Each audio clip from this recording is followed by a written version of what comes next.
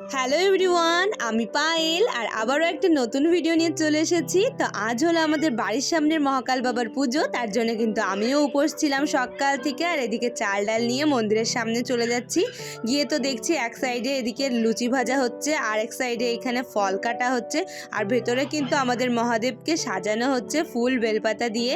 তারপরে বাড়িতে চলে এসেছিলাম আর মা একটু সাবু মেখে দিল, তো সাবুটা খেয়ে আমি রেডি হতে বসে পড়েছিলাম। এইদিকে আমার ফাইনাল লুক দেখে নাও, কেমন লাগছে অবশ্যই কিন্তু জানিও। তারপরে আমরা পুজো দিতে বসে পড়েছিলাম সবাই মিলে, আর পুজো দিতে দিতে অনেকটা রাত হয়ে গিয়েছিল। তাও পুজো করে আমরা সবাই মাঠে খেতে বসে পড়েছিলাম প্রসাদ। তো প্রসাদ বিতরণ করা শুরু হয়নি এখনও, সবাই উঠে পড়ে মানে কি করবে বুঝতে পারছে না, জায়গা পাচ্ছে না বসার। যাই হোক, শেষমেশ আমি বসতে পেরেছিলাম আর বসে আমি প্রসাদও পেয়েছিলাম। আর ভোগের প্রসাদ তো আমার একটু আলাদাই ভালো লাগে। বাড়িতে খিচুড়ি রান্না করলে আমার একদম ভালো লাগে না, কিন্তু ভোগের প্রসাদ খুব ভালো লাগে। তো যাই হোক, আজকের ভিডিওটা